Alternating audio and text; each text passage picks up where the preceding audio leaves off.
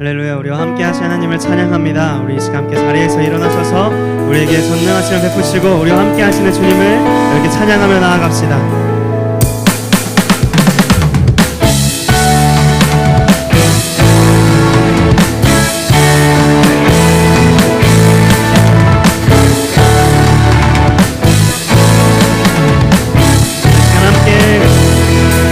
없다는 하나님께 우리의 마음과 우리 전심을 들여서 우리 함께 고백하며 나아갑시다.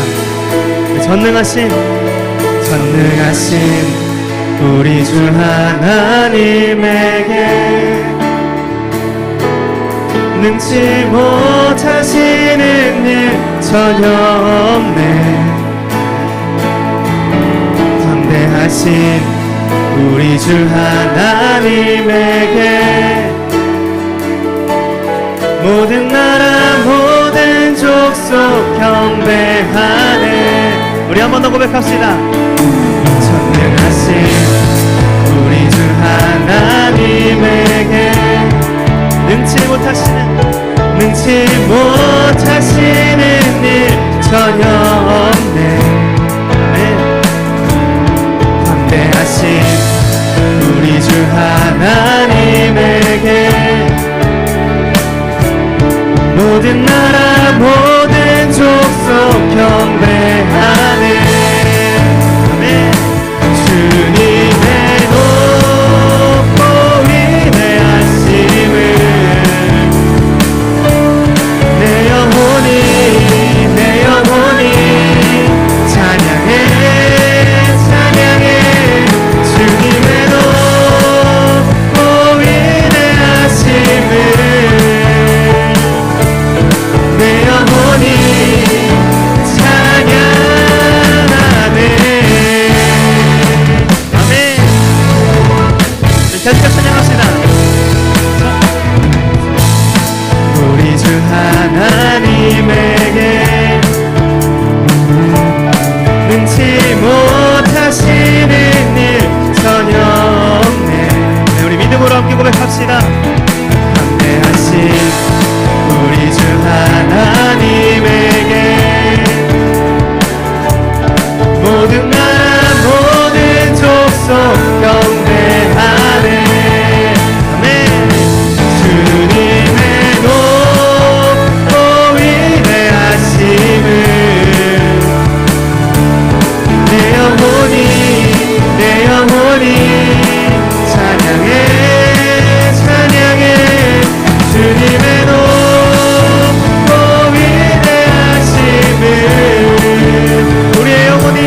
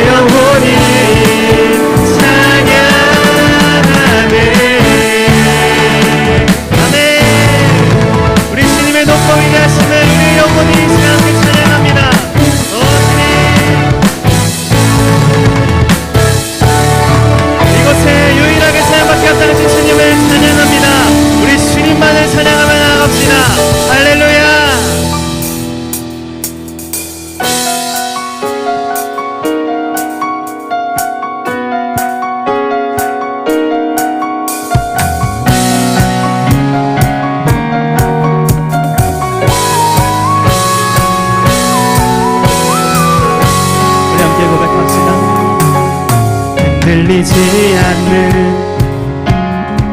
우리의 피할 곳 주님께 기대니 평안의 노래 가득하네 끝까지 살아나 하나님의 의지 그 언약 누릴 때 생명의 노래를 우리 한 번 더 흔들리지 않는 우리의 피할 곳 우리의 피할 곳 주님께 기대니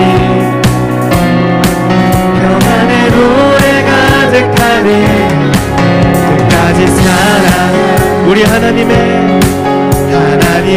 의지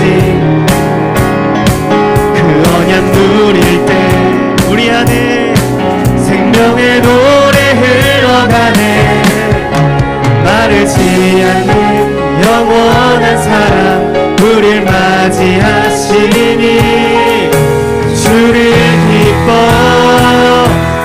노래하라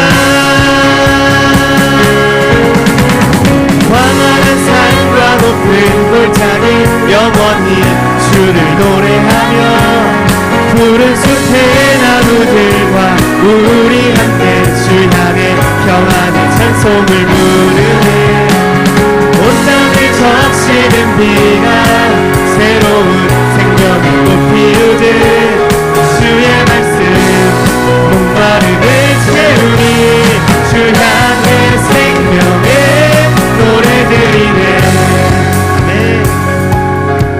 이 시간 우리 다시 한번 처음부터 고백합시다. 흔들리지 않는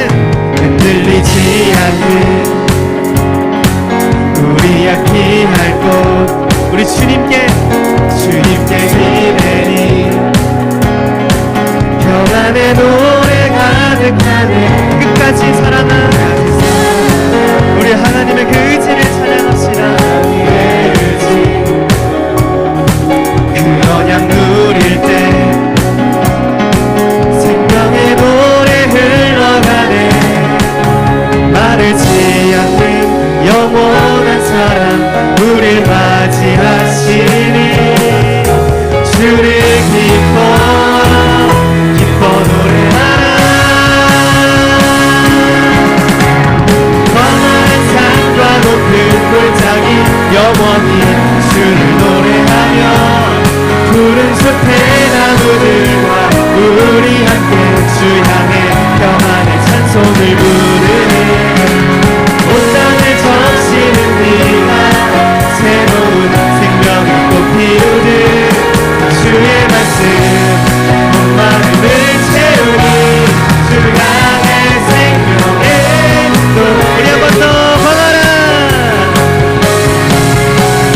광활한 산과 높은 골짜기 영원히 주를 노래하며 푸른 숲의 나무들과 우리 함께 주 향해 평안의 찬송을 부르네 온 땅을 적시는 비가 새로운 생명의 꽃 피우듯 주의 말씀 목마름을 채우니 주 향해 생명의 노래들이네 아멘.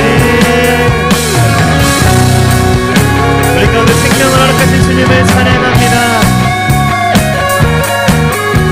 이 시간 그 마르지 않는 사랑과 함께 찬양하며 나아갑시다. 마르지 않는 영원한 사랑 우릴 맞이하시니 우리 한 번 더 마르지 않는 영원한 사랑 우릴 맞이하시니 믿음으로 고백합시다. 마르지 않는 영원한 사랑 우릴 맞이하시니 주를 기뻐 노래하라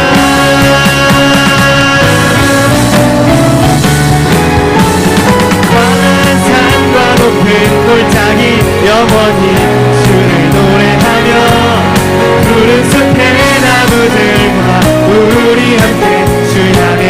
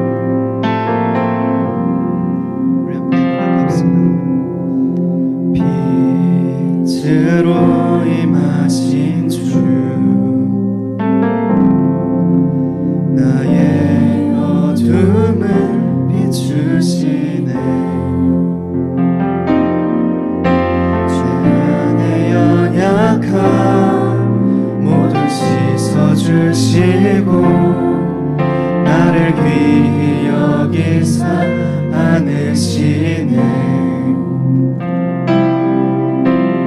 내 삶에 임하신 주 모든 두려움 덮으시네. 주 나의 모든 것 주님만 의지하리. 눈을 들어 주님만 바라보리. 주님을 예배하는 것, 주님을 기뻐하는 것, 나의 마음과 뜻 다해 주님 더 알기 원하네. 주님을 사랑하는 것, 주님을 갈망하는 것, 나의 유일한 소망이라.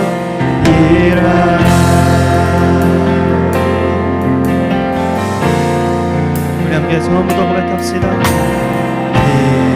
빛으로 임하신 주 우리의 어둠을, 나의 어둠을 비추시네.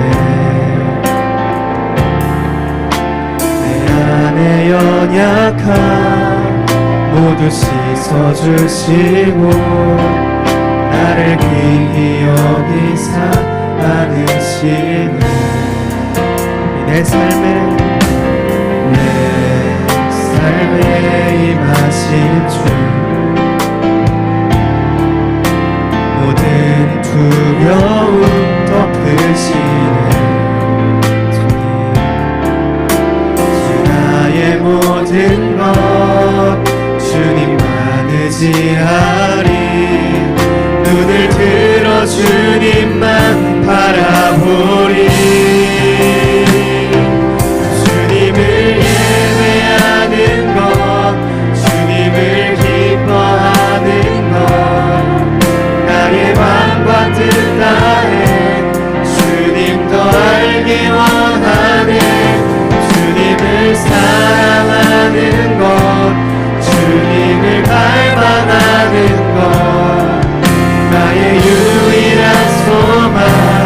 우리 주님을 예배하는 것, 주님을 예배하는 것, 주님을 기뻐하는 것, 나의 마음과 뜻 다해 주님 더 알기 원하네. 주님을 사랑하는 것, 주님을 갈망하는 것, 나의 유일한 소망이라.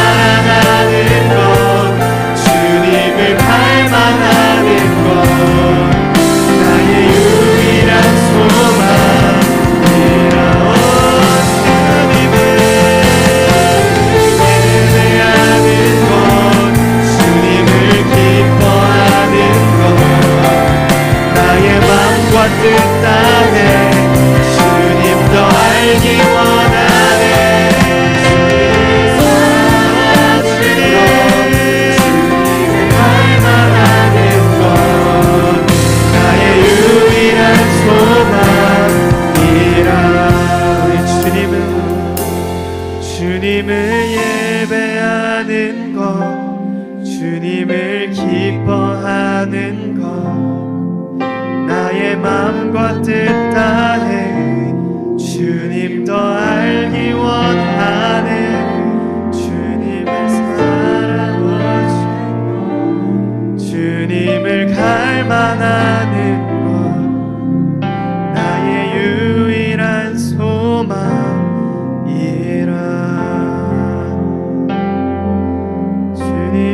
사랑하는 것, 주님을 갈망하는 것, 나의 유일한 소망이라.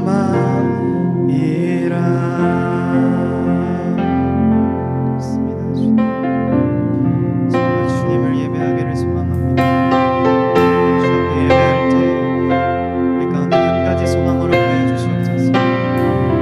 주님을 사랑하고 주님을 갈망하고자 하는 한 가지 영으로 보여 주시옵소서.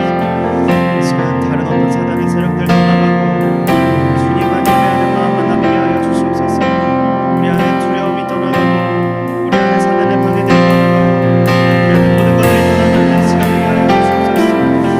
주님 이곳 가운데 우리가 주님만을 사랑하며 주님만을 갈망하며 그것이 우리의 삶의 유일한 소망 되게 하여 주시옵소서. 주님, 그래서 이 시간 함께 찬양합니다. 두려움의 멍에 벗네 난 주의 자녀라. 두려움의 멍에 벗네 난 주의 자녀라. 우리를 자녀로 삼으신 주님께 두려움의 멍에 벗네 우리 자녀로서 찬양합니다. 난 주의 자녀라. 우리 함께 믿음으로 선포합시다. 두려움의 멍에 벗네 난 주의 자녀라. 두려움의 멍에 벗네 난 주의 자녀라. 우리 삶에 선포하며 두려움의 멍에 벗네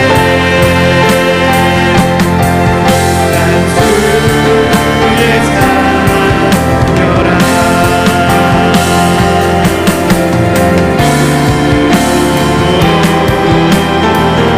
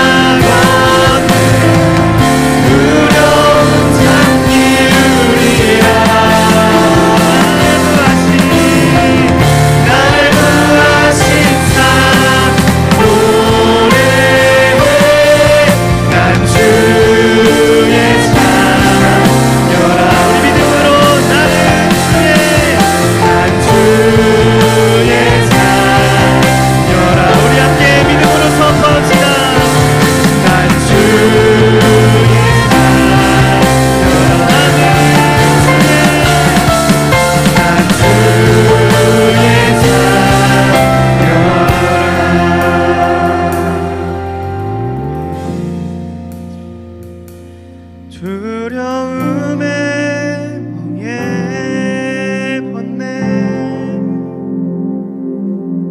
난 주의 자녀라. 두려움의 멍에 벗네 난 주의 자녀라. 우리 한 번 더 고백합시다.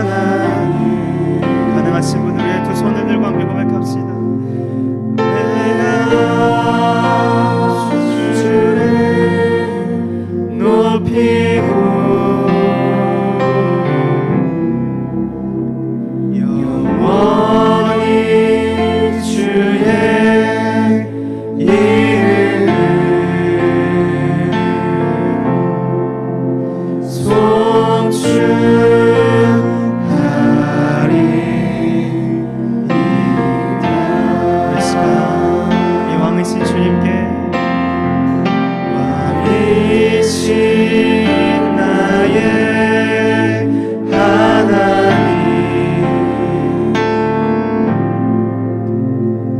내가 주를 높이고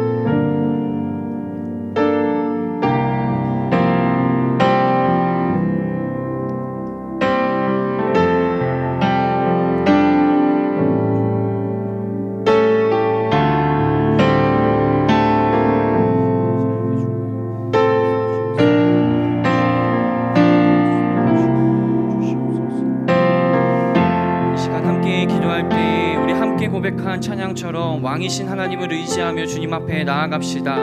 우리의 세상이, 우리가 살아가는 삶이 내 눈앞에 아무것도 안 보이는 짙은 안개 같은 데 있을지라도 왕이신 하나님을 의지하십시오. 여러분, 하나님을 의지할 때에 하나님을 부르고 찾고 두드리는 자들에게 하나님 친히 찾아가 주셔서 왕이신 하나님의 힘과 능력을 보여주실 줄로 믿습니다.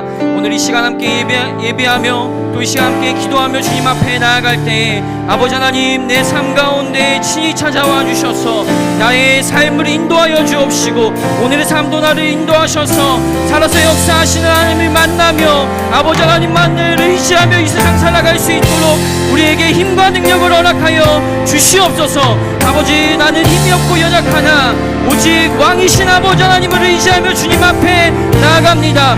오직 주를 의지하며 오직 주님만 의지하며 주님 앞에 나아가오니 오늘 이 시간 나를 만나 주시옵소서. 내 마음을 변화시켜 주시옵소서. 내 가운데 살아계신 하나님을 경험하는 귀한 힘의 시간 될 수 있도록 아버지 나를 만나 주시옵소서. 이러한 기도 제목을 가지고 주님의 이름 한번 간절히 부르시면서 기도하며 주님 앞에 나아갑니다. 주여, 은혜로우신 아버지 하나님, 오늘도 우리 가운데 찾아오셔서 하나님을 의지하게 하시니 감사와 영광을 올려드립니다. 하나님, 세상을 살아갈 때 때로는 내 눈앞이 보이지 않고 캄캄할지라도 하나님 오직 주를 의지하며 세상의 왕 되신 주님만을 의지하며 주님 앞에 나아가게 하여 주시옵소서. 하나님, 우리 마음 가운데 찾아와 일하시며 우리 가운데 왕으로 자정하여 주시옵소서. 세상 가운데 다른 어떤 것도 의지하지 않게 하시며 오직 주의 이름만 의지하고 주의 이름을 높이며 찬양하며 주님 앞에 나아가는 하나님 한 심령들 될 수 있도록 성령님 인도하여 주시옵소서.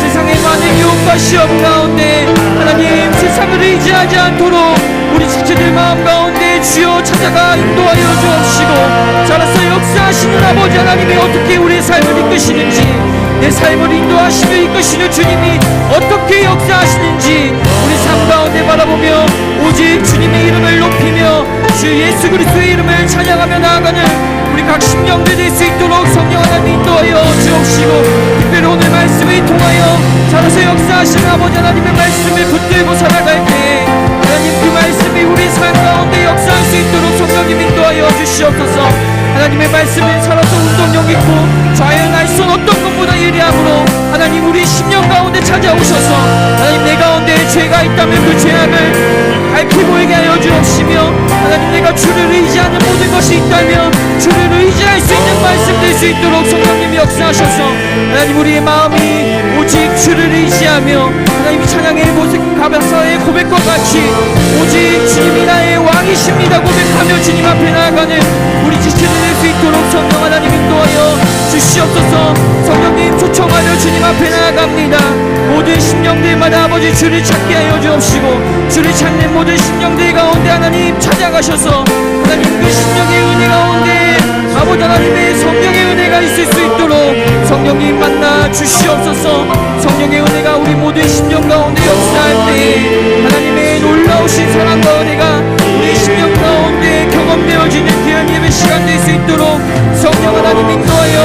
주시옵소서. 이 시간 함께 우리 가운데 찾아와 좌정하시는 주님의 이름을 높이며 찬양하며 나아갑니다. 나의 하나님, 내가 주를 높이고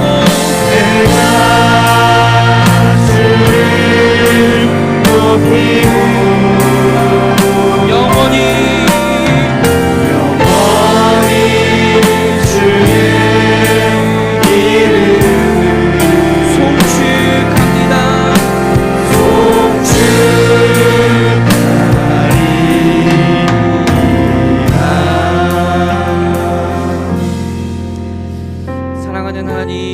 우리 가운데 찾아오셔서 우리를 뜨겁게 사랑하시는 그 사랑으로 우리를 부르시고 예배 자리로 인도하심에 감사를 드립니다.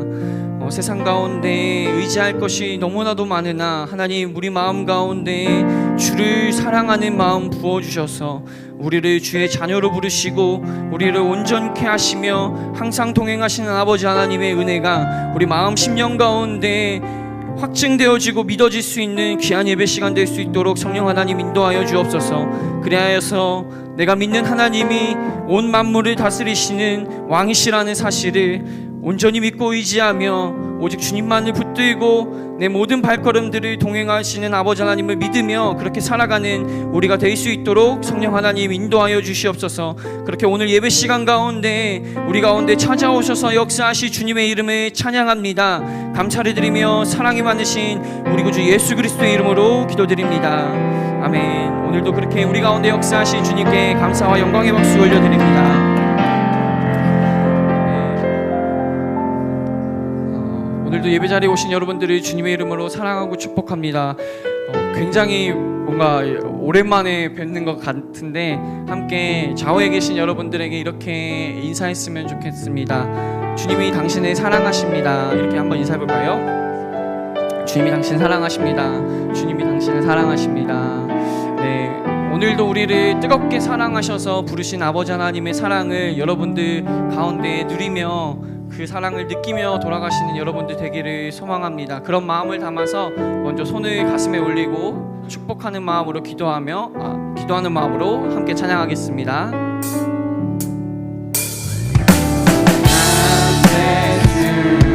주님의 크신 은혜가 당신의 영혼 속에 가득 흘러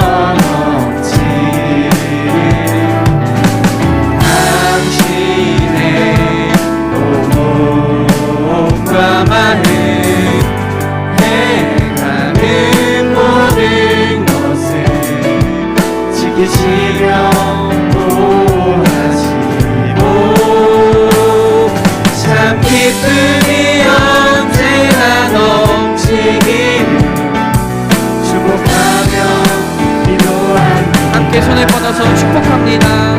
God bless you, God bless you, God bless you, God bless you, God bless you, God bless you. 한 번 더 찬양할까요? 축복해요, 축복해요, 축복해요, 축복해요, 축복해요, 축복해요. 여러분을 사랑하는 주님의 마음으로 축복합니다. 축복해요, 축복해요, 축복해요. 네, 여러분들을 주님으로 사랑하고 축복합니다. 이 시간 목사님 나오셔서 형제의 잘못을 어떻게 대처하는가 라는 제목으로 하나님의 말씀 증거해 주시도록 하겠습니다. 네, 지체들 지난주에 증도 어울리치 갔다 온 지체들도 있을 텐데 간증을 못 듣게 되네요. 다음 주에 못 들 것 같아서 아무튼 좋은 은혜, 또 일상에서의 특별한 주님과의 시간들을 보내고 있는 여러분들 축복합니다. 하나님께서 당신에게 깊은 사랑과 인도하심으로 신실하게 그 인도하심을 할 걸 믿습니다. 같이 말씀 보도록 하죠.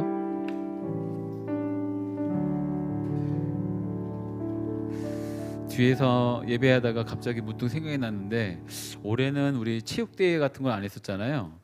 그래서 10월 달에 피 튀기는 체육대회를 하면 좋아할까 싫어할까 갑자기 혼자 지금 생각이 막 맴돌나. 지금 몇몇 지체된 눈빛을 봤어요. 싫어요 이렇게 있고 그거 하면 나 교회 안 올 거예요 막 하는 사람들도 있고. 우리가 보통 체육대회 하면 돈이 없어서 맨날 옆에 초등학교 빌려갖고 땡볕에 고생했었는데 차세대 보니까 막 볼링장도 빌리고 막 그러더라고요. 우리도 그런 거 한번 해도 돈이 없구나. 알았어요. 네. 일단은 호응이 없고 돈도 없고. 네, 아무튼 기도하면서 2학기 때는 뭔가 좀 이렇게 공동체 차원의 뭘 해야겠다라는 생각을 갖게 됩니다. 말씀 보죠.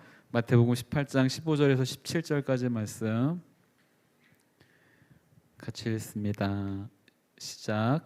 만일 내 형제가 내게 죄를 짓거든 가서 단둘이 있는 자리에서 잘못을 지적해 주어라. 그가 내 말을 들으면 너는 내 형제를 얻을 것이다. 그러나 만일 내 말을 듣지 않으면 그가 하는 모든 말에 두세 사람의 증언을 얻기 위해 한두 사람을 데리고 가거라. 그러나 만일 그가 그들의 말도 거부하면 교회에 말하여라. 교회의 말조차 듣지 않으면 너는 그를 이방 사람이나 세리처럼 여겨라. 아멘. 설교 이번에도 제목을 두 가지로 놓고 고민하다가 일단은 가장 직설적으로 와닿을 수 있는 문장을 했는데요. 형제의 잘못에 대해서 이제 어떻게 대처할 것인가에 대한 문제인데, 또 다른 설교 제목으로 한참을 고민했던 것 중에 하나가 스스로에게 용서와 회개의 기회를 줘라입니다.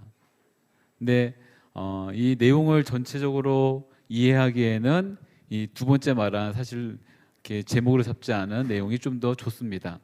왜냐하면 우리는 다른 누군가에 대해서 굉장히 쉽게 판단하고 그 인생에 대해서 개입하고 간섭해서 결정을 내려버리기 때문에 그렇죠. 그것이 옳은 일이든 나쁜 일이든 간에. 근데 예수님의 말씀은 이렇습니다. 스스로에게 시간을 주라는 것입니다.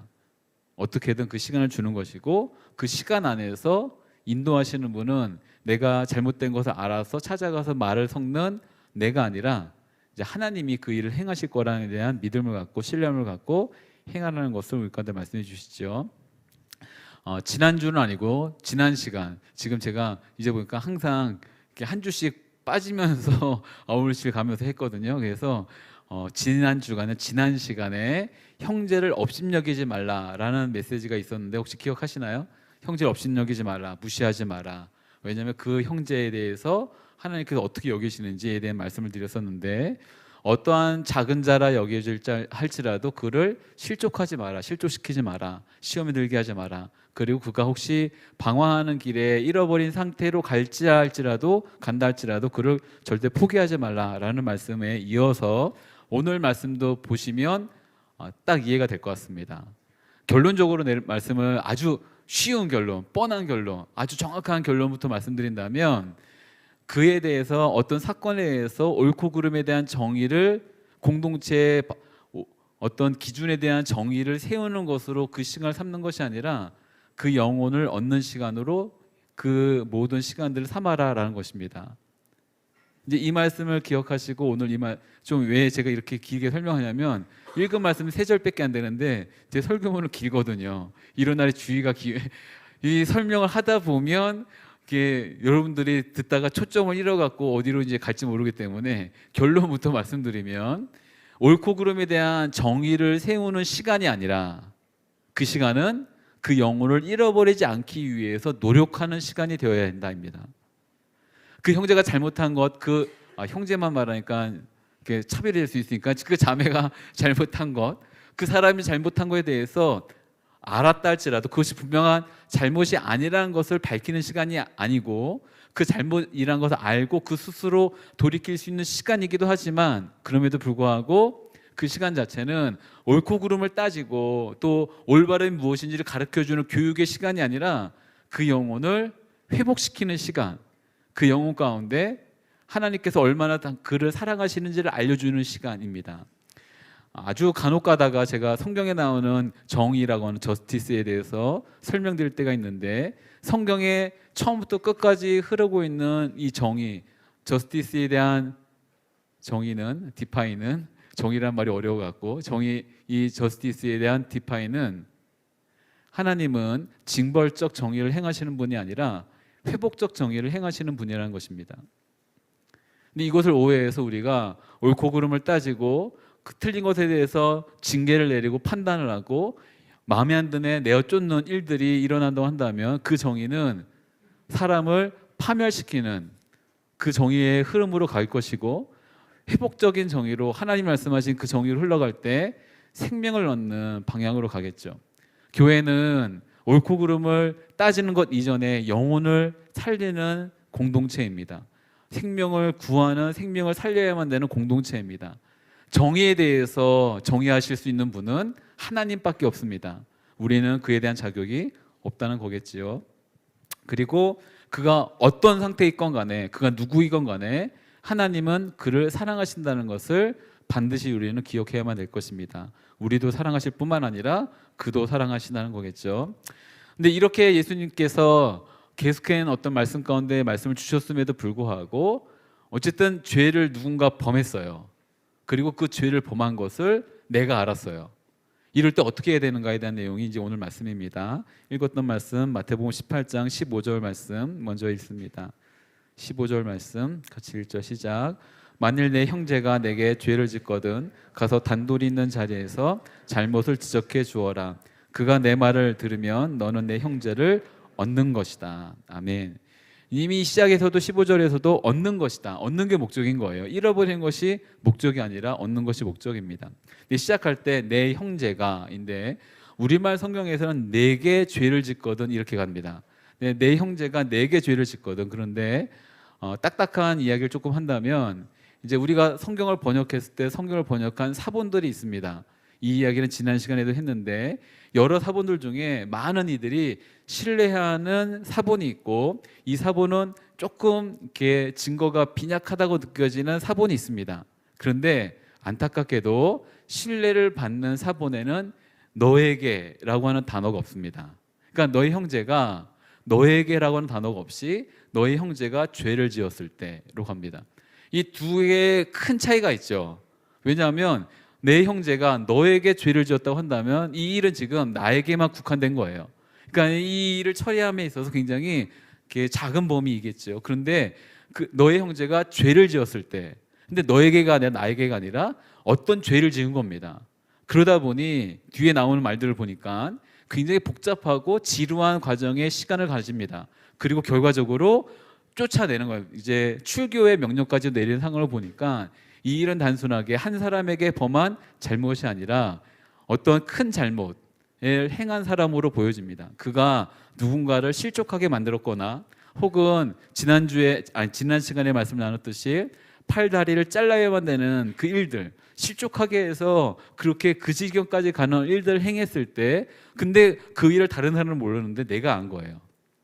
이런 상황일 때 우리는 어떻게 해야 되는가에 대해서 예수님이 말씀해 주신 거겠죠. 이때 다시금 말씀드리지만, 이게 초점은 그 형제를 얻는 것으로부터 시작을 합니다. 그리고 그 형제를 얻기 위해서 우리가 굉장히 지루한 노력을 해야 된다는 거겠죠. 우리가 알고 있는 것 중에 하나는 모든 시대의 교회 가운데 죄가 존재했다는 것입니다. 이상향을 꿈꾸는 교회는 있었지만 이상적인 교회는 없었습니다. 건강하고자 노력하는 교회는 있었지만 건강한 교회는 존재하지 않았습니다. 이 말은 늘 죄라는 게 존재하더라고요. 저도 이제 유명하신 목사님들, 또 개인적으로 이제 좀 참고하고자 하는 목사님들, 때로는 정신 좀 차리기 위해서 다른 이제 목사님들 설교를 듣다가 이제 호통하시고 막 화를 내시고 큰 소리 많이 치는 대표적인 분당의 모 목사님이 계세요. 분당까지는 아직 안 되겠네. 어떤 목사님이 계세요. 그분은 늘 화를 내시기 때문에 이게 좀 혼나는 느낌으로 설교를 들어서 때로는 좀 이렇게 안 듣고 싶을 때도 있는데, 또 때로는 정신 좀 차리기 위해서 이제 설교를 듣습니다. 이제 얼마 전에 봤던 설교 중에 하나가 이제 막 화를 내시더라고요. 특별히 남녀의 이성 문제에 대해서, 그리고 왜 이렇게 집사님들, 남자 집사님들, 여자 집사님들 옷을 왜 그렇게 입느냐 하면서 뭐 여러 가지 얘기하면서 남자 믿지 말라 막 하시는 거예요. 근데 그 말씀을 보니까 굉장히 큰 공감이 가면서 어쨌든 요즘에는 남자건 여자건 단둘이 계시지 마십시오. 예, 아무튼 이게 오늘 이 얘기가 주관이니까 어쨌든 합니다.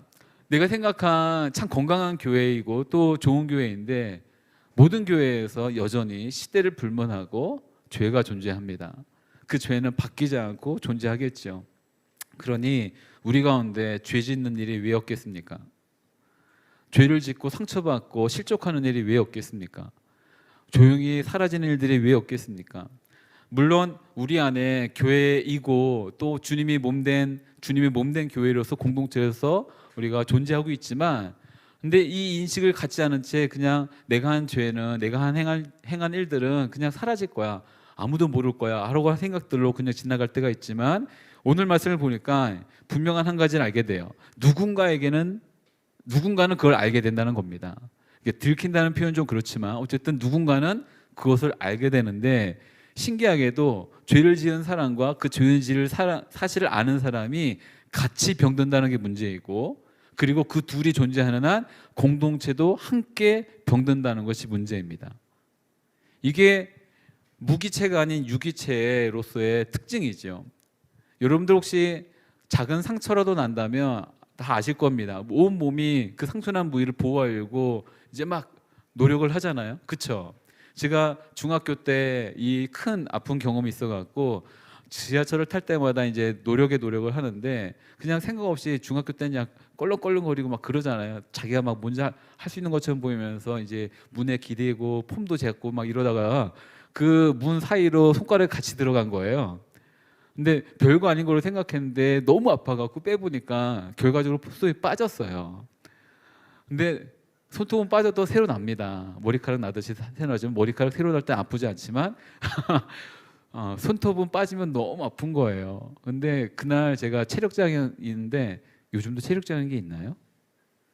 없어요? 아 죄송해요. 이때부터 잘못된 방향으로 갔네요. 어떤 체력장애라는 게 있는데 그때 막 뭐 테스트하고 측정하고 뭐 그런 시간이에요. 아무튼 뭐 했었는데 그거 이제 거의 못하고 거의 그게 중간고사 점수인데 거의 이제 정말 아무것도 아닌 점수를 받은 거예요. 왜냐면 손가락이 아프니까 아니 손가락도 아니죠. 손톱이 빠져서 아프니까 아무것도 하기 싫더라고요. 아니 아무것도 할 수가 없는 거예요. 너무 아팠어요. 너무 아팠어요. 근데 신기하게도 다른 사람은 모르는데 나는 알더라고요. 그리고 내 몸이 내 모든 육체의 모든 부분들이 이 손가락에 손톱 하나 보호하려고 이제 신경을 막 곤두세우면서 하는 것을 알았습니다. 아프면 몸이 압니다. 왜냐하면 한 몸이기 때문에 그렇죠. 혹시 여기서 나는 우리가 그렇게 연결되어 있다고 생각하지 않습니다라고 생각하거나 스스로 이렇게 결정하는 분들이 있을 수도 있지만 그러나 내가 그렇지 않다라고 실제로 그렇지 않은 것은 아니잖아요. 이 말이 어렵진 않죠. 네. 우리가 한 몸 안에서 주님이 우리를 그렇게 묶어주셨기 때문에 우리는 이미 한 몸이 됐습니다. 그래서 아프게 마련이고 어렵게 마련이죠. 이럴 때 죄에 대해서 민감성이 회복이 될 것을 예수님은 가장 먼저 우리한테 말씀해 주시는 것 같습니다. 왜냐하면 지금 그 형제의 잘못을 알고 있을 때 용기 있게 가서 말하는 것은 굉장히 힘든 일이라는 거 알아요. 나만 눈 감으면 된다라고 생각하기 쉽거든요. 이 일이 그렇게 크게 느껴지지 않을 수도 있거든요. 그리고 그 일이 사람을 죽인 일도 아니라고 생각하기 쉽거든요. 그러다 보면 그 정도는 누구나 하는 건데 혹은 이거는 뭐 죄라고 말할 수 없지 않을까라고 하면서 지나갈 수 있습니다. 그런데 그러면 그럴수록 공동체는 병이 들더라고요.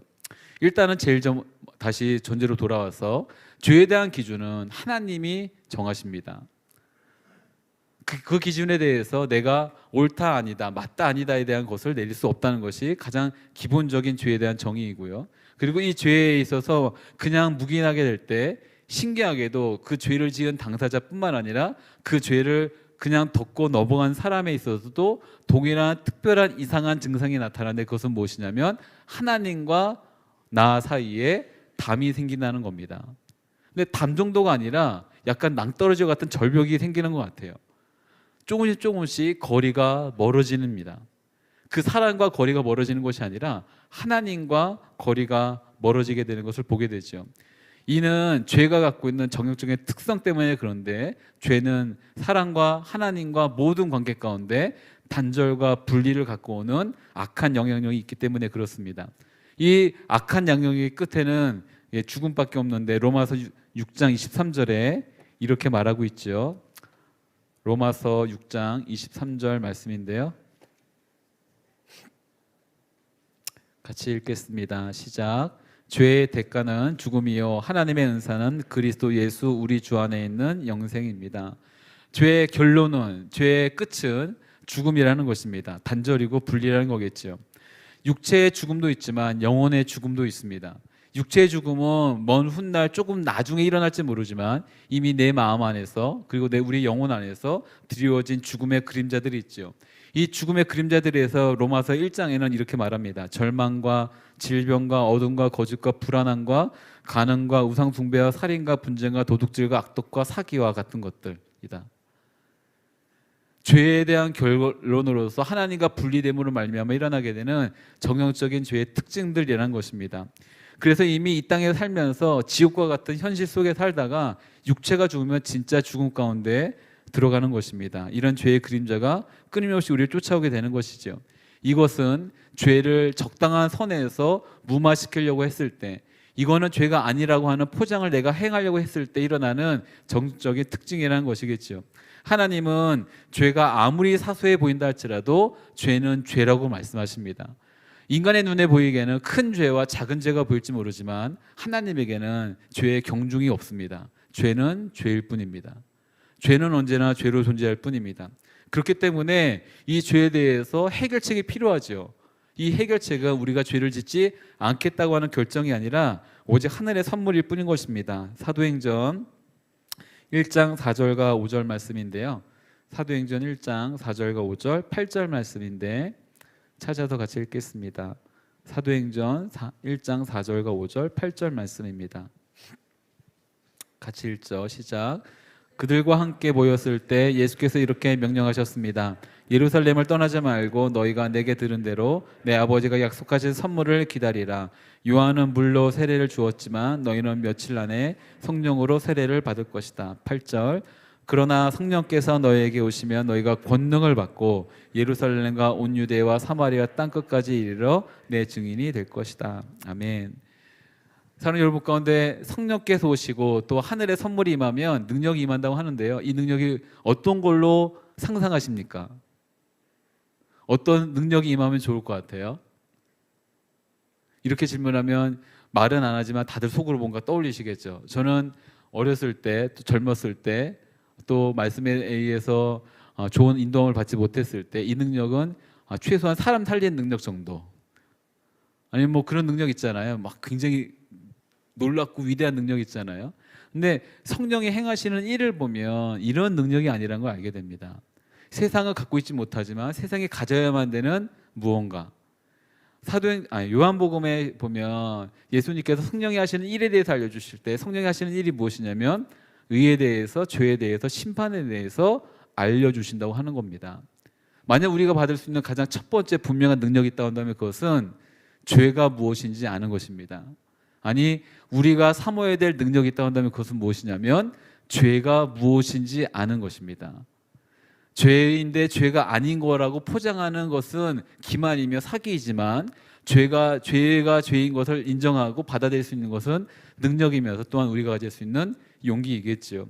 이 죄를 멀리할 수 있는 그것이 거룩이라 한다면 하늘로부터 오는 선물은 거룩입니다. 하늘로부터 오는 선물은 거룩함입니다. 사랑하는 여러분 가운데 이 놀라운 선물을 사모하십시오. 뭔가 예전에 몇 번 예를 들었는데 이제 이름을 정확히 기억이 안 나요. 원 무슨 그 권사님이시고 감리교회 권사님이신데 감리교회는 남자도 권사를 줍니다. 그래서 권사님 원종 무슨 권사님이신데 이분이 미국에서 의사이셨거든요. 근데 이분이 시험 공부를 열심히 하시다가 이렇게 시험을 치러 딱 갔는데 딱 생각이 너무 안 나는 거예요. 그래갖고 눈을 감고 그 시간 기도를 했대요. 그랬더니 하나님께서 환상으로 자신이 지금 보고 있는 그 시험의 교재 책을 눈앞에 탁 펼쳐주시더래요. 근데 신기하게 자기가 기도하다가 그 책을 보고 이렇게 페이지를 넘기니까 페이지가 넘어가더래요. 이런 능력이 있으면 좋겠죠. 솔직하게 이 능력이 있으면 좋지 않겠어요? 그래서 제가 그 간증을 듣고 해석을 해드렸어요. 이 해석 제가 몇 번 해드렸는데 그 원 권사님은 그 책을 수십 번 본 겁니다. 그러니까 몇 페이지에 있는 걸 아신 거예요. 그러니까 페이지를 넘기고 있죠. 근데 만약 이렇게 두꺼운 전공책인데 한 번도 보지 않은 책이 여러분에게 주어졌어요. 이 문제의 답이 지금 어디에 있을지 여러분 찾을 수 있을까요? 한 번도 보지 않았으면 그 책 못 찾습니다. 답을 찾을 수가 없거든요. 여러분, 사랑하는 여러분 가운데 능력이 우리가 생각하는 뭔가 마법이고 마술이고 이런 것 아닙니다. 오히려 그 순간 정직하게 시험을 칠 수 있도록 하는 것, 구하는 것이 거룩이고 그것이 온전한 우리에게 주시는 능력인 것이겠죠. 사랑하는 여러분 가운데 능력을 추구할 것이 아니라 거룩을 사모하십시오. 그리고 순교함으로 주 앞에 나아가십시오. 이 세상에 가장 무서운 사람이 있다고 한다면 그것은 돈 있고 권력 있고 힘 있는 사람이 아니라 순결한 사람입니다. 깨끗한 사람인 거예요. 그 사람이 능력이 많아서 무서운 것이 아니라 순결하고 깨끗하고 거룩한 사람이기 때문에 무서운 것입니다. 사랑하는 여러분 가운데 세상이 여러분을 그렇게 무서워할 수 있기를 간절히 바랍니다. 그렇다고 해서 진실 열광주의가 되라는 맛은 아닙니다. 사랑하는 마음으로 올바름을 추구할 수 있는, 거룩을 추구할 수 있는 것이 우리 가운데 있기를 간절히 바랍니다. 이 거룩을 추구하고자 할 때 가질 수 있는 좋은 방법이 있다고 할 때, 만약 누군가에게 지금 찾아가야 돼요. 찾아가려고 할 때 우리가 행해야 되는 기본적인 어떤 준비 자세로 꼽는다면 저는 간절한 마음으로 기도하는 것을 추천드립니다. 특별히 금식 기도하십시오. 금식할 때만큼 우리의 이 사리사욕이 흐트러지지 않고 정확하게 하나님께 초점을 맞춰서 갈 수 있는 시간이 되는 것 같습니다. 금식을 하면 기본적인 인간의 욕구를 절제하고 하나님의 공급하심을 믿는 것이기 때문에 만약 내가 먹지 않으면 죽으면 어떡하지라고 하는 말도 안 되는 두려움에서 이겨낼 수 있는 유일한 방법은 금식하면서 주님 앞에 기도하는 것입니다. 그리고 내가 내 욕심으로 잘못된 길로 이것을 행하는 것이 아니라 하나님의 신실하신 인도하심을 따라서 주님께서 허락하시는 만큼만 가기를 원합니다라고 이 길을 가는 것이 맞을 것입니다. 사랑하는 여러분 가운데 시간이 많이 지났지만 한 가지만 더 설명을 한다면, 또한 죄에 대해서 말할 때 만약 죄의 환경이 사라지면, 죄를 지을 수밖에 없는 환경이 사라지면 죄를 짓지 않을까라고 말하면서 다른 방법, 다른 어떤 상황을 만들려고 노력할 수도 있죠. 이제 그런 일도 꽤 많이 하긴 합니다. 그러나 말씀을 보다가 이런 마음을 주시더라고요. 죄를 짓지 않을 수 있는 환경이 오면 사람은 죄를 짓지 않을까? 예를 하나 들죠. 배고픈 사람이 있어요. 배고픈 사람이 있는데 계속해서 돈을 벌 수 없는 상황이 있는 겁니다. 그러니까 그에게 배부름의 어떤 양식을 주면 그 사람은 앞으로 뭔가 훔쳐야겠다라는 생각을 가지 않을까요? 질문입니다. 여러분에게 던지는 질문이에요. 배고픈 사람이 배부르게 되면 그 사람은 죄를 짓지 않을까요? 자신이 처한 죄를 지을 수밖에 없다라고 말하는 그 상황과 환경이 바뀌면 사람은 죄를 짓지 않을까요? 그냥 여러분에게 던지는 진지한 질문입니다. 저 개인적으로는 그렇지 않다고 봅니다. 사람은 죄를 지어서 죄인이 되기 이전에 죄인이기 때문에 죄를 짓습니다. 내가 죄를 지었기 때문에 죄인이 되어가는 것이 아니라 그 죄를 지으려고 하는 시도와 마음이 있었기 때문에 이미 그는 죄를 짓는다는 것이겠죠. 그렇기 때문에 우리에게 필요한 것은 성령님에 대한 인도함을 구하는 것이고 예수님을 믿는 것입니다. 예수님은 잘 믿는 여러분 되길 간절히 바랍니다. 아니, 우리가 되길 간절히 바랍니다. 많은 목사님들이 요즘에 이 말씀을 많이 하시더라고요. 사랑하는 여러분 가운데 예수님 잘 믿기를 간절히 바랍니다. 그리고 정말 나쁜 상황이, 그리고 뭔가 이 상황을 해결하기 위해 좋지 않은 시도에 대한 마음들이 들어올 때 이렇게 다시 한번 내 스스로, 자기 스스로 이렇게 말하길 간절히 바랍니다. 주님이 필요합니다. 예수님 잘 믿고 또한 올바른 신앙생활할 수 있도록 성령님 나를 인도하여 주옵소서. 이제 우리 오늘 말씀 본론으로 돌아와서 이제 죄인이 어쨌든 발견되어졌어요. 그게 죄를 지은 거 알았어요. 근데 하필이면 나만 한 것 같아요. 이럴 때 어떻게 해야 되는가? 많이 들었던 이야기겠지만 죄인은 용서하고 죄는 용납하지 마라라는 것입니다. 죄인은 용서해야 되고 죄인을 얻기 위해서, 근데 죄는 용납하지 말아야 된다라는 것이겠죠. 가장 먼저 눈을 감지 마십시오. 그리고 그 형제가 죄를 지은 것에 대해서 분명하게 말해줘야만 됩니다. 이 죄를 지은 것에 대한 그 시간이, 과정들이 우리가 옳음을 증명하는 시간이 아니라 그를 섬기는 시간으로 우리는 그 시간을 삼아야 될 것입니다. 그래서 예수님 이렇게 말씀하시죠. 가서 단 둘이 있는 자리에서. 이 말은 다른 삼자가 알지 못하도록 은밀하게 조용하게 가는 것이고, 중요한 것은 듣는 것입니다. 굉장히 많은 경우에 있어서 특별히 하나님 안에 있는 이들 가운데 그에 대한 이야기를 듣는 것만으로도 많은 일이 일어납니다. 근데 이 일이 어우러지는 순간은 그가 말하기도 전에 내가 먼저 말해버릴 때이죠.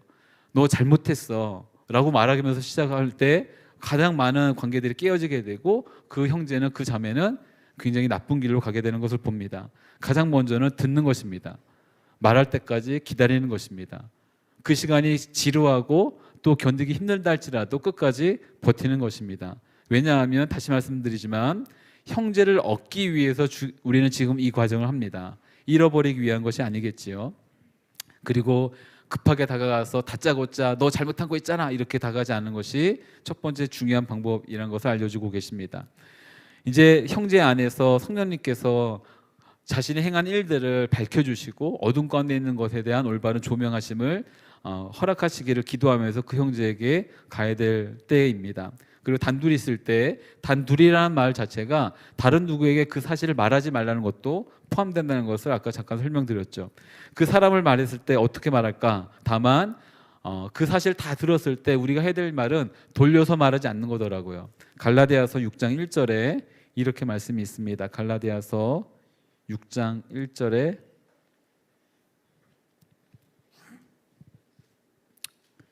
이렇게 말씀이 있습니다. 같이 1절 시작. 형제들이여 어떤 사람이 무슨 범죄한 일이 드러나거든 영의 사람인 여러분은 온유한 마음으로 그런 사람을 바로잡아주고 자기를 살펴 유혹에 빠지지 않도록 하십시오. 신기하게도 그에 대해서 판단하고 말하는 순간부터 영적인 교만함이 찾아오기 마련입니다. 그러니 가장 먼저는 그에게 말하는 것도 있고 직접적으로 말해주는 것도 있지만, 내 스스로 내 안에서는 내가 그보다 낫다라고 하는, 우월하다고 하는, 나는 좀 괜찮은 사람이라고 말하는, 생각할 수 있는 그 모든 영적인 교만함을, 그에 대한 유혹을 조심해야만 될 것입니다. 이제 올바른 길로 인도해 주었을 때, 그리고 그 길이 하나님께서 인도하셨다고 하는 믿음이 있을 때 아마 그 형제를 얻을 수 있겠지요. 그럼에도 불구하고 그 말을 형제가 듣지 않을 때 어떻게 해야 되는가? 두 번째로는 16절 말씀입니다. 마태복음 18장 16절 말씀인데요.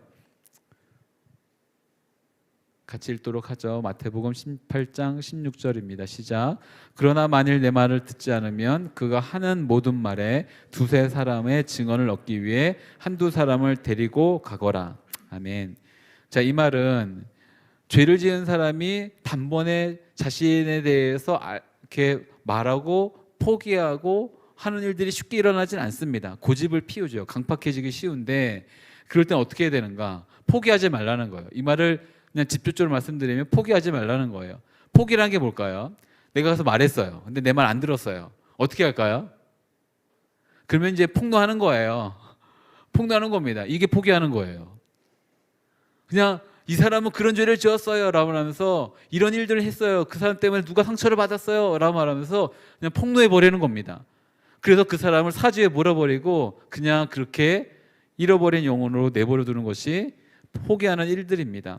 그런데 예수님 어떻게 말씀하시냐면 1대1의 시도가 실패하면 좀 더 적극적으로 취하라. 그 일에 대해서 분명히 네가 알고 있는 것뿐만 아니라 다른 사람도 알고 있을 테니 두세 사람의 증인이 필요하니 한두 사람을 더 데리고 가서 그에게 말하라는 것입니다. 그때 법적 효력이 발휘하게 되겠죠. 신명기 말씀 가운데 주님은 이런 말씀을 주셨습니다. 신명기 19장 15절 말씀인데요. 신명기 19장 15절 말씀입니다. 읽습니다. 한 사람의 죄를 정하거나 범죄에 대해 논할 때 한 사람의 증인으로는 충분하지 않다. 어떤 일이든 두세 증인의 증언이 있어야 고소할 수 있다. 이 일을 드러내고 싶진 않지만 드러낼 수밖에 없다고 한다면 조금 더 복잡한 지루한 단계를 거치는 것이 두세 사람의 말을 통하여서 그 영혼을 얻기 위해 노력하는 일입니다. 그런데 노력했음에도 불구하고 그 말을 듣지 않을 때 17절 말씀인데 마태복음 18장 17절 말씀 같이 읽도록 하죠. 마태복음 18장 17절입니다. 시작. 그러나 만일 그가 그들의 말도 거부하면 교회에 말하여라. 교회의 말조차 듣지 않으면 너는 그를 이방 사람이나 세리처럼 여겨라. 아멘. 이제 한두 사람 포함해서 세 사람 정도의 증인이 있어서 그 일을 말했음에도 불구하고 말을 듣지 않으면 그때 이 두세 사람의 증인이 있기 때문에 그때야 공동체에 말하는 겁니다. 공동체 말했을 때 공동체는 바로 결론 내리는 것이 아니라 이 두 문장은 떨어뜨려야 되는데 교회적 공동체적 차원에서 치리하는 겁니다. 권면하고 권고하는 거겠죠. 이때서야 겨우 교회가 등장합니다. 이때서야 겨우 공동체가 등장합니다. 교회와 공동체는 사람을 품고 회복시키는 곳이기도 하지만 또한 권면과 훈계를 해야 되는 공동체이기도 하지요. 물론 그것은 하나님을 향한 하나님께 받은 사랑 안에서 해야 될 것입니다. 근데 신기하게도 여기까지 가면 죄를 결코 인정하지 않더라고요. 분명히 드러난 일이지만 그래서 인정하지 않습니다. 그렇게 될 때 교회가 어쩔 수 없이 합당한 치리를 내리게 되는데 그것은 무엇이냐면 출교하는 겁니다. 출교 명령인 거예요. 공동체에서 나가게 하는 겁니다. 여기 이방인과 세리와 같이 여기라는 것은 그를 죄인 취급하는 겁니다. 회개할 수 있는 기회가 이미 주어졌음에도 불구하고 회개하지 않는 이에 대해서 그의 죄에 대해서 충분히 알을 수 있을 법한 시간이 있었음에도 불구하고 그것을 인정하지 않는 이에 대해서 이제 더 이상 그 죄악이 공동체 안에 물들지 않기 위해서 공동체가 해야 될 일은 무엇이냐면 그 지체를 공동체 안에서 내보내는 것입니다. 출교하는 명령을 내는 거겠죠. 그럼에도 불구하고 이 여러 단계 가운데 예수님이 우리 가운데 주신 말씀은 형제를 얻을 수 있을 때까지는 최대한 노력하라입니다. 최대한 노력하라. 어쩌면 사소한 일일 수도 있는 일 가운데 이렇게까지 해야 되는가라는 생각이 들 수도 있지만 주님은 이렇게 말씀하십니다. 끝까지 포기하지 말고 최선을 다해서 그 영혼을 얻기 위해 노력해라. 왜냐하면 그도 하나님의 사랑을 받고 있는 사람이기 때문에 그렇다입니다. 하나님이 만약 하나님 말씀만 잘 듣는 사람을 사랑해 주셨다고 한다면 아시겠죠? 여기 여러분들 잘 모르겠고 저는 하나님의 사랑을 받을 자격이 없습니다. 하나님의 사랑을 받기에는 굉장히 못된 사람입니다.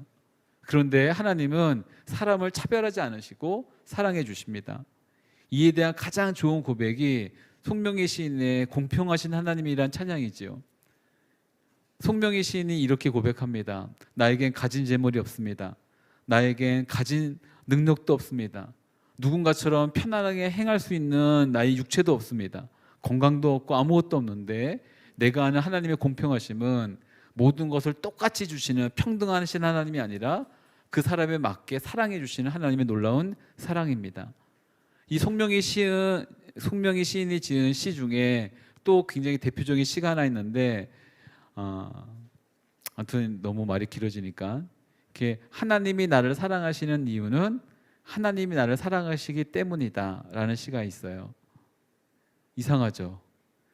내가 좋은 사람이고 바른 일을 하려고 노력을 하고 착한 마음을 가졌기 때문에 그리고 나쁜 일을 행하지 않았기 때문에 죄를 짓지 않았기 때문에 하나님이 나를 사랑하시는 것이 아니라 하나님이 나를 사랑하시는 이유는 하나님이 나를 사랑하시기 때문이다. 그 사랑을 나뿐만 아니라 죄를 짓고 있는 그 사람도 동일하게 받고 있습니다. 그러니 우리가 그 사람을 얻기 위해서 예수님은 자신의 생명을 내어주셨던 것처럼 우리가 그렇게 생명을 내어줄 수는 없다 할지라도 그리고 그만한 용기가 없다 할지라도 진심으로 그 형제를 얻기 위해서 노력은 해야 되지 않겠습니까? 요한복음 3장 16절 여러분 다 아시는 굉장히 좋아하는 구절입니다. 이 말씀 같이 읽겠습니다. 요한복음 3장 16절입니다. 시작. 하나님께서 세상을 이처럼 사랑하셔서 독생자를 주셨으니 이는 그를 믿는 사람마다 멸망하지 않고 영생을 얻게 하려는 것이다. 아멘. 잠깐 눈을 감고 이렇게 생각하고 상상해 보겠습니다. 누군가 죄를 지었는데 그 일이 반복이 되는 거예요. 그러면 우리는 이렇게 쉽게 결론 내립니다. 그 사람은 바뀌지 않아. 내가 굳이 말하지 않더라도 그 사람은 바뀌지 않을 거야. 그리고 내가 가서 말해준다 할지라도 그 사람은 변하지 않을 거야. 오히려 관계만 깨지고 너가 잘났냐 이런 말을 듣기 쉽고 굳이 내가 그렇게까지 하면서 바뀌지 않을 사람, 그리고 별로 티도 안 나는 죄인데 잘못인데 이것을 갖다가 굳이 밝힐 필요가 있을까? 라고 할 때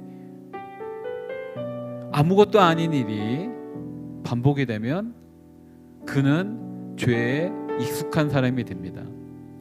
죄란 것이 참 이상한 게 익숙해지면 죄인데 죄가 아니라고 생각하기 쉬워요. 그리고 자기 합리화하기 쉽고 결국에는 깨어지고 무너진 존재가 되기 쉽죠. 그 결과 가장 참혹한 일이 무엇인지 아십니까? 하나님을 멀리하게 되는 것입니다. 언제부턴가 찬양이 잘 안 나와요. 언제부턴가 지루해요. 언제부턴가 기도가 안 돼요. 내가 기도를 해봤자 그 기도, 내가 이렇게 죄를 지었는데, 내가 그렇게 죄에 대해서 묵인했는데 하나님이 설마 내 기도를 들어주시겠어? 라는 생각으로 가득 채워져서 형식적인, 기계적인, 습관적인 그냥 신앙생활을 할 뿐입니다. 이게 정말 별거 아닌 사소한 그 죄가 라고 생각했던 그 죄가 사실 죄인데 그게 반복되어져서 쌓이고 쌓여서 일어나는 참혹한 결과입니다. 근데 그 일이 나도 모르는 그 누군가에게만 일어나는 일이 아니라 공동체 안에서 일어날 수 있는 일들입니다. 가장 무서운 육체의 컨디션을 말한다고 한다면 저는 마비라고 생각합니다. 하반신 마비가 되잖아요. 그럼 다리에 찔리고 피가 나고 찢겨져도 못 느껴요. 아픈데 못 느끼는 거예요. 한 몸인데 마비가 됐으니 느끼지 못하는 겁니다. 굳어져 버렸고 죽어가는 상태인 거죠. 근데 더 안타깝고 놀라운 사실은 나도 아무렇지 않다고 생각하는 겁니다. 나는 괜찮다고 생각하는 겁니다. 나는 그들과 분리되어져서 나는 썩 괜찮은 사람을 생각하는 겁니다. 아닙니다. 우리가 해야 될 일은 사랑하고 얻기 위해서 노력해야만 될 것입니다. 잠깐 잠잠히 같이 기도하겠습니다. 하나님, 혹시 죄를 범하고 있는 사람이 저입니까? 죄에 대해서 스스로 판단하고 이것 정도는 잘못도 아니야 라고 생각하면서 그냥 지나가는 일들이 있습니까? 혹은 이에 대해서 들켰는데 그와 관계가 너무 소중하기 때문에 이 관계를 지키기 위해서 그냥 묻어두고 지나가고 하는 일들이 혹시 우리 가운데 있지는 않습니까? 그렇다고 해서 옳고 그름을 판단하면 나의 이 정의를 바로 세우라는 것은 아닙니다. 다만 우리 안에 아픔을 느끼고 하나님 온전한 한 몸으로 주님 앞에 나아갈 수 있도록 이 몸이 주님 주시는 상처가 있다, 주님을 거부해서 생긴 상처가 있다고 한다면 그것이 나의 아픔임을 알고 싸매어주며 회복시키기 위해서 할 수 있는 우리가 최선의 노력을 할 수 있는 그런 아름다운 공동체가 될 수 있도록 주님 인도하여 주옵소서. 하나님, 우리 각 사람 한 사람 한 사람을 붙잡아 주시옵소서. 성령의 능력이 임하게 하여 주옵시고 거룩의 능력이 임하게 하여 주옵시고 주께서 만져주시는 그 놀라운 사랑과 회복의 능력이 우리 한 사람 한 사람에게 임하게 하여 주옵소서. 함께 기도하며 나갑니다. 같이 기도하겠습니다. 사랑하는 주님, 우리 지체들 가운데 어떠한 상황이 있던 가운데 혹시 그 길이 주님의 여기서 좀 떨어져 있는 일이라 할지라도 주님은 바로 그를 향한 하나님의 사랑을 결코 포기하지 않으신다는 것을 주의 말씀을 통해서 우리가 계속해서 들었습니다. 하나님, 아픔을 느끼지 못하는 상처에 우리 그곳이가 있다 한다면 하나님, 그 모든 일에서 하나님 깨어져 있고 무너져 있었던 모든 신경과 마지막을 가운데 내가 주옵소서. 그의 아픔이 아닌 우리의 아픔을 우리의 잘못이 아닌 우리의 잘못을 회개해 주시고 주 앞에 한 마음으로 나아가 하나님 기도하며 주님의 참여하심을 구하며 불쌍히 여겨주심을 구하며 하나님의 참여하심 가운데 온전히 하겠습니다. 공감이 될 수 있도록 하나님 하여 주시옵소서. 어떤 나의 모든 것을 버리게 해주시고 우리 안에 신발성 아니 정의가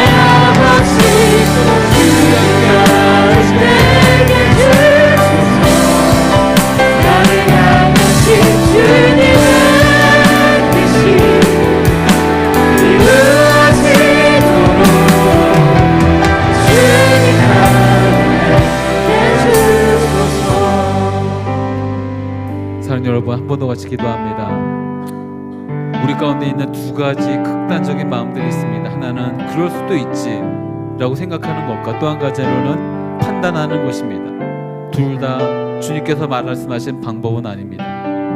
그의 잘못이 우리의 잘못이며 그의 아픔이 우리의 아픔임을 알고 기도하고 또한 금식하면서까지라도 하나님 나의 기본적인 욕구에 있어서 끊어버리기까지 하는 결단으로 주님 앞에 기도하며 나갑니다. 하나님 이 가운데 잘잘못을 가리는 징벌적인 어떤 판단이 아닌 하나님이 회복시키자고 하는 그 아름다운 사랑의 마음으로 우리를 한 몸으로 이끌어 주시옵시고 그걸로 말미암아 우리 안에 우리가 느끼지 못했지만 느껴야만 되는 아픔과 상처가 회복되어질 수 있는, 그래서 우리가 한 몸으로 온전한 한 몸을 이루어 주 앞에 나갈 수 있는 몸된 공동체 될 수 있도록 주여 우리를 인도하여 주옵소서. 함께 마지막으로 한 번 더 같이 기도합니다. 같이 기도하겠습니다. 오 사랑하는 주님, 주 앞에 우리의 몸된 공동체를 드리옵니다. 주님을 부를 때마다, 주님을 찾을 때마다 하나님의 사랑하며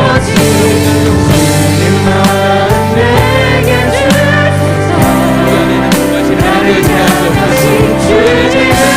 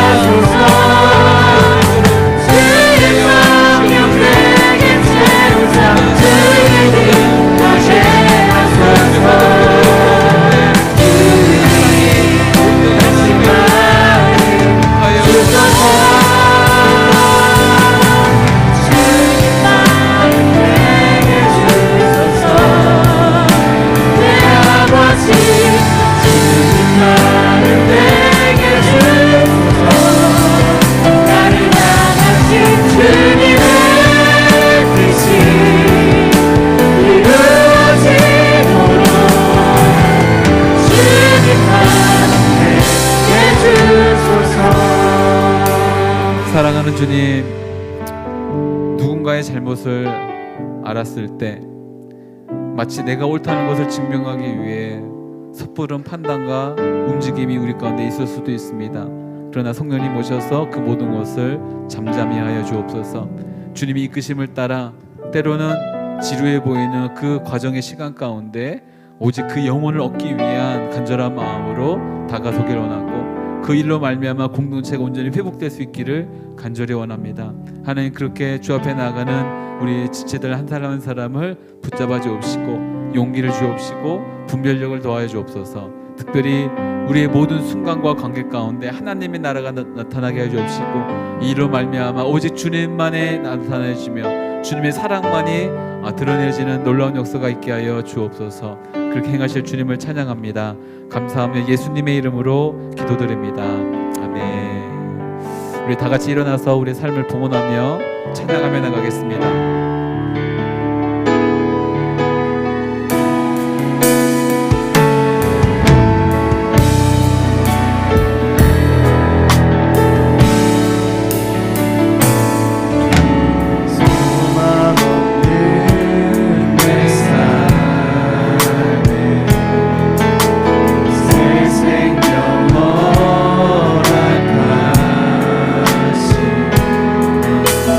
날 향한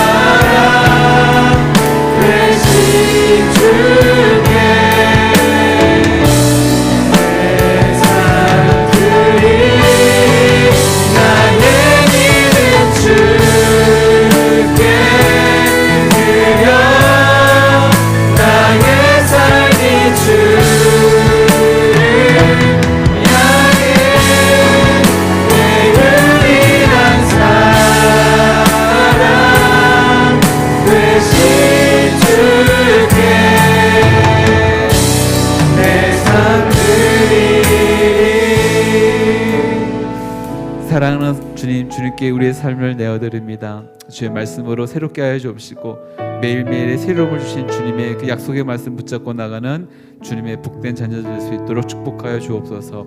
받은 은혜 감사하여 구별된 예물을 주 앞에 드리며 나갑니다. 주님 기뻐 받아 주옵시고 이것이 사용되어지는 모든 곳들마다 당신의 자비하심이, 당신의 놀라운 사랑하심이, 또한 하나님의 나라만 드러나는 역사가 있게 하여 주옵소서.